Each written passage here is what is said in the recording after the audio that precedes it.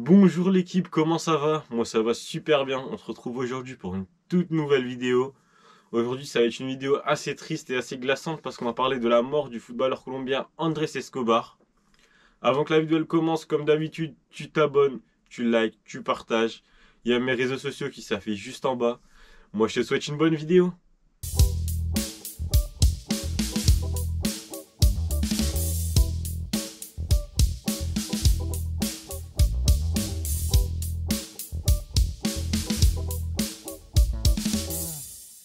Tout commence en 1994 où nationale de Colombie elle prépare son mondial et il y a plusieurs affaires qui éclatent. On a le défenseur droit Luis Fernandez Herrera qui se fait kidnapper et ensuite on demande au sélectionneur de ne pas faire jouer Barrabas sous peine qu'il y ait des représailles dans sa famille. Donc forcément la Colombie démarre très mal leur mondial puisqu'ils perdent 3-1 contre la Roumanie de Giorgi Hagi. Ils doivent jouer le deuxième match contre les États-Unis qu'ils doivent absolument gagner pour se qualifier. Mais à la 34e minute, on a le défenseur Andrés Escobar qui tente un tacle désespéré et qui met un but contre son camp. Et là, la Colombie elle va perdre ce match 2-1 et donc elle sera éliminée de la Coupe du Monde. Et en rentrant chez eux, les joueurs colombiens reçoivent beaucoup de menaces de mort. Et il y a Andrés Escobar qu'on surnomme El Caballero de la Cancha.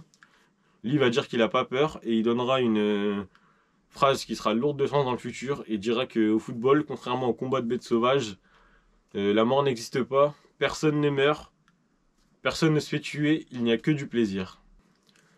Pourtant, 10 jours après cette déclaration, le 2 juillet 1994, Andrés Escobar il va dans le bar El Indio à Medellín avec des amis et sa copine. Et quand il se décide à rentrer chez lui, il y a une voiture qui l'interpelle, qui commence à le provoquer, à l'insulter. Et il y a un homme qui descend et qui vide son chargeur sur Andrés Escobar. Cet homme, c'est Humberto Muñoz Castro. C'est un garde du corps de deux frères narcotrafiquants, les frères Galón. Et à chaque balle tirée, il crie Gol comme un commentateur de foot sud-américain. Malheureusement, Andrés Escobar il décède des suites de ses blessures 45 minutes après à l'hôpital. Et pendant un mois, il y aura des funérailles et des célébrations. Toute la Colombie va pleurer Andrés Escobar. Le jour de son enterrement, il y aura plus de 120 000 personnes présentes, et même le président César Gaviria. Les enquêtes qui ont suivi ce drame, elles n'ont pas permis d'élucider toute l'histoire et on n'a pas pu trouver les principaux protagonistes. 23 ans plus tard, on a un des frères Galón qui a été arrêté, Juan Sebastián Galón Henao. Mais à l'heure qu'il est, on ne sait toujours pas qui est le commanditaire. Il y a deux hypothèses. La première, ça serait que ce soit un chef de grand syndicat de jeux de hasard en Colombie, peut-être suite à des paris sur une victoire de la Colombie à la Coupe du Monde.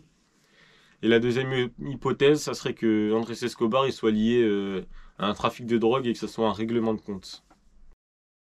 On arrive à la fin de cette vidéo, donc si ça t'a plu, tu t'abonnes, tu likes, tu partages. Si ça t'a pas plu, tu fais pareil. Il y a mes réseaux sociaux qui arrivent juste en bas. On se retrouve prochainement pour une nouvelle vidéo.